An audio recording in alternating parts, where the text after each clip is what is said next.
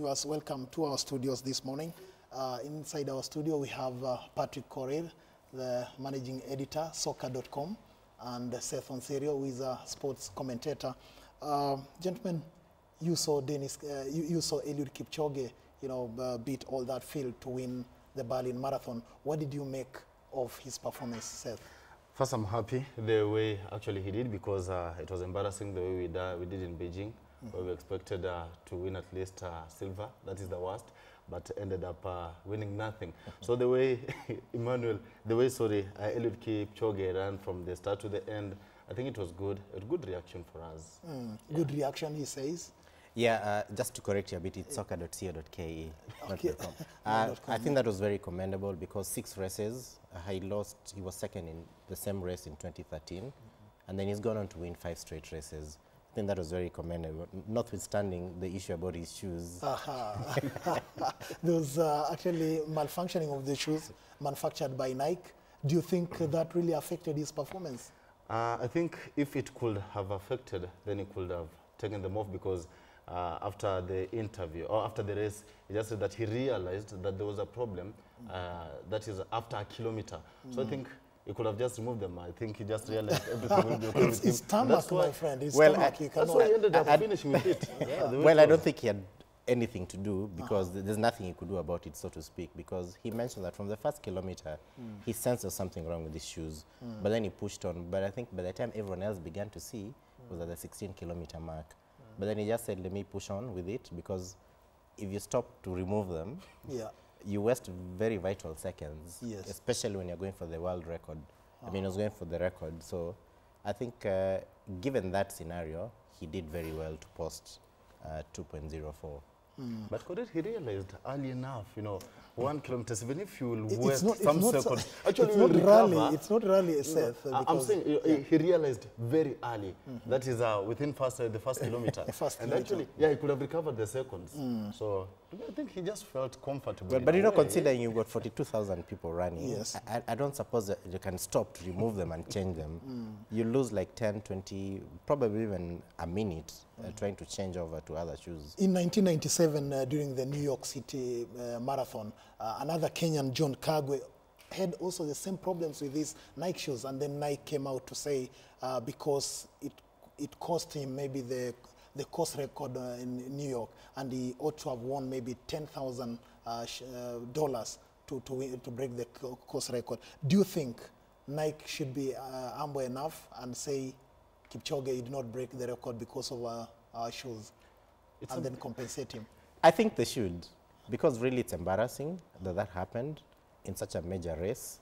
So I think Nike needs to come in, considering they're a very huge brand, they need to come in and protect their brand. So probably they need to come in and give him some compensation of sorts for not being able to break that particular record because of their shoes. Gladys Cherono won the women category with a time of 2 hours, 19 minutes and 25 seconds. And it has been recorded as the 11th first. Look at it, considering that she was the only one in the top 10. You see, like the men, they broke away, the 6 of them ahead. But then this time around, she was running. I mean, she had all this pack, and she's only Kenyan, and the Ethiopians behind her. So I think that makes it more juicy to see that she actually won that particular race. Okay, let's shift gears now to matters football, because there was the KPL top 8 played over the weekend, where Tusker began their campaign of defending the top 8 trophy by defeating AFC Leopards 4-2 in a match played at the Nyayo National Stadium, while 2011 champions Ulinzi were bundled out in the quarterfinals by Sony Sugar. Gentlemen, you saw action KPL top 8. You saw the celebrations by Sony players. Were there any surprises? Well, of course it's a surprise, considering if you think about Ulinzi, the KPL title is gone. Top 8 is one of the easiest trophies to win. Easiest in the sense that you just need 3 games to actually bag the title. So for them to lose, especially at home, I think that's a bit painful. Painful? I expected it, because Sony Sugar, looking at the way they had played against Ulinzi, remember they defeated them 2-0. That is the first match. And then when they were struggling, managed to get a point from Ulinzi. So they had that psychological advantage. And when actually even my predictions were that that Sony Sugar were going to defeat Ulinzi. Actually, the only thing which I got wrong was about Sofapaka. Sofapaka. Yeah, because I expected Chemelil to go through, but Sofapaka But fought. it was decided via penalty. Yes, exactly. But I expected Chemelil to go through, but Sofapaka managed. I managed to go through. So I expected that way. Coming to FC Leopards, they've been having problems throughout the week, and I think that one contributed to their loss by also adding injuries. They have had many injuries. Key players were missing from that match. Tusker took the advantage. So, But Korir, the manner in which they were beaten, I thought Tusker strolled to that victory. Well, yes. I think there are all these issues about AFC Leopards. You never really know when they come to the party. Because if you watch that game, I think they conceded some very cheap goals. They shouldn't have conceded such goals. I mean, if you're contesting a cup. But then I'll go back to the Sony game. We have to give credit to Salim Babu, because ever since he took over, I think he's only lost once. And then for you to go to Afraha and beat the home team and proceed to such a cup competition, I think this is the farthest they're going for the first time. It's very commendable for him. In terms of AFC, I think all these issues they've had across the season. I know you're an AFC person. I've been So I don't think that team from 1981. so I don't think you're surprised. And then for Tusker, on the other hand, if you look at Tusker, we expected them to challenge for the title. They didn't. They're participating in the league. So for them, there are no two ways about it. They have to go for a cup, because I think at the end of this season, if they don't have anything to show, then the coach may be going home. A quick one on the FKF Premier League, moving away from the top 8 action. How is it panning out? It's towards the end of the season, 7 matches to go. Who is leading and who is doing what? actually, I was looking at the table and looking Posta Rangers, the way they're playing, looking at the players Posta Rangers have. They are very experienced. They know what they're doing. And then Zico has been in that position before with Mahakama. And then he helped the team again promotion. And then also looking at Zoo Kericho, looking at Kakamega Homeboys. Actually, those are the 3 horses which I'm looking forward to see a very the tough manner in which competition. Posta Rangers beat Zoo Kericho. Yes, exactly. I think what people are saying is that Posta Rangers are in the wrong league. So they're basically warming up to where they're supposed to be. And if you actually look at their performance lately, then they're actually proving that, you know what, we should never have been in FKFPL. This is way below us. Now, you can imagine the way they beat Zoo, which is the best performing team in away games in that league. It was clinical, considering they had 8 players, key players, out injured. Joka Kakamega Homeboys, Kariobangi Sharks, Bidco, and Nakumatt. Do you think the season will end in that order? Okay, to me, first of all, I was looking at the matches they have played. Sharks playing 28 games. And then we have also teams like Nakumatt. Nakumatt, yes, have played 27. And saying that it will end on in this order, I think the only team which will slightly go down will be Bidco. Bidco, actually. You are not giving them a chance? Actually, I'm not giving them a chance. Matches. Yes. I think it will be Nzoia and Nakumatt, because Nzoia have done well. Currently, they have played 2 games less. And I think the way they are playing right now, they're getting the form at a crucial time. We are going Actually, don't discredit Bidco. Bidco has very nice runs, especially in the second leg. So don't rule them out just yet. Now, the problem with Bidco is inconsistency. When you expect them to win, they lose. When you don't expect them to do that, we expect, like they said at the beginning of the season, that they could end up promoting 6 teams, but we know the politics that surround the FKF Premier League and also the Kenyan Premier League. But then let's move to the FKF politics now, because that is our main subject of discussion today, because with Football Kenya Federation expected to go to polls in a few weeks, one of the contenders, Nick Mwendwa, is upset that the incumbent Sam Nyamweya is shifting goalposts to favor him. Mwendwa, who is campaigning in his quest to kick out Nyamweya off his patch, says the FKF Supremo keeps on changing the agreement that he made with the delegates earlier on to favor him. FKF elections are slated for November 13th, and already Sami Sholei and Nick Mwendwa have shown interest in clinching the top seat. We do not want to have a fight with FIFA. We respect them. And if they give a directive, then we shall so follow it. However, we want to make our point and negotiate that the kind of president we have does not respect any decision that the supreme organ makes. And consistently since 2012 has not done so. Even the latest at Sagret.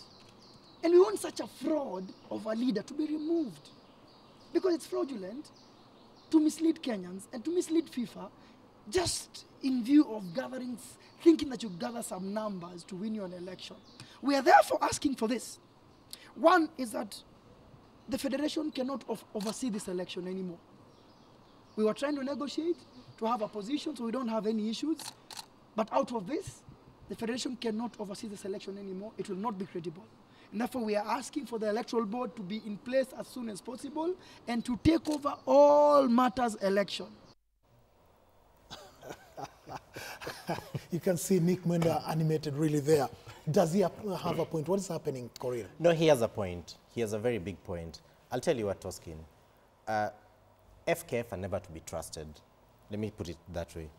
First things first, if the Congress passed some resolutions and these resolutions were sent to FIFA as is, then why did they pick on one issue and say that no counties, and they did not query all the other resolutions? Now, that is what Nick was trying to raise.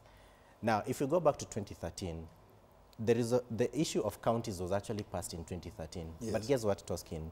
No one went to the registrar to submit the resolutions. So it was never implemented. So we are talking about the same thing 2 years later. Now, in FIFA's letter, they indicated, according to our exchanges, what exchanges are they talking about? So that means after the Congress, if they submitted the resolutions, what exchanges are these that FIFA is talking about? And that is what Nick is trying to query, that there must be some influence from FKF not to adopt the county issues. Safe. How much of a difference can it make to have counties as the poll units as opposed to the branches? I'm going to, first of all, looking at these counties, maybe before I answer your question, Toskin, the way it is being put, you know, maybe FIFA are asking, yes, you had 2 years to implement this. You did not. Now we have less than 2 months before the elections. Do you think you'll have enough time to implement this and make it happen? Or maybe this will be an opportunity for the candidates just go there, use talk nicely, sweet talk those in the grassroots and win the election. And that's a valid argument from FIFA. FIFA. Exactly. I think that is why they were saying that I think this one should be implemented after the elections. And talking about that, I think, yes, the grassroots team, first of all, will suffer because looking at it, it is actually taking that football, that thing to those down there as compared to the branches. Branches, you know, they cover a wider range. And as a result, many things are not done the way they're supposed to. So I think, yes, it is a good idea, but coming late. So I think anybody, whoever will win the elections, actually should be the first thing. Nyamweya says that he put this thing to the Congress and the Congress adopted. But now what has come up is the exchanges. And FKF yesterday released a statement to say that it's been the custom that immediately after the AGM, they send the minutes to FIFA. Why have those aspirants found it convenient now to ask those questions? Now, that's what I was talking about. You never know when they're telling the truth. That's what they say. But as I was saying, why of all the resolutions, that one is the one that FIFA are querying. Those exchanges they're talking about is what they do not know. So the statement aside, how about sharing with us what those exchanges are? Something I know that they won't.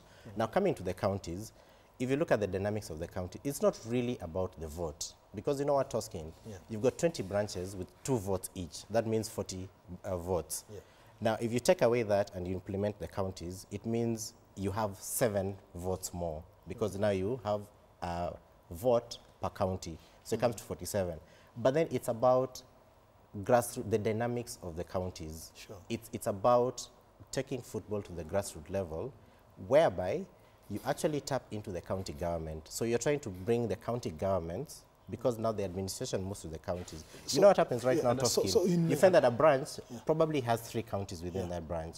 And the branch chairman, like for example for Eldoret. We don't have much time, and I will just ask you a question, just answer me straight. Do you think the poll has been rigged in advance? Your verdict? The thing is, the electoral board needs to move away from FKF. If not, then there's a problem. What do you think? In a few words. If I was Nick Mwendwa, if I was Shole, actually if I was Nyamweya, I'll try to find something over my competitor. That is what Mwendwa is doing, that is what Shole is doing, actually getting something to try and show that maybe Nyamweya is bad. It is politics, and let it remain politics until the elections. Seth says it's politics and let it remain as political as it is. But we hope that all shall end well with the FKF elections so that we can have a credible office come November 13. That has been Sports Chat, a segment of the Morning Express. I've been your presenter, Robin Toskin. Until next week.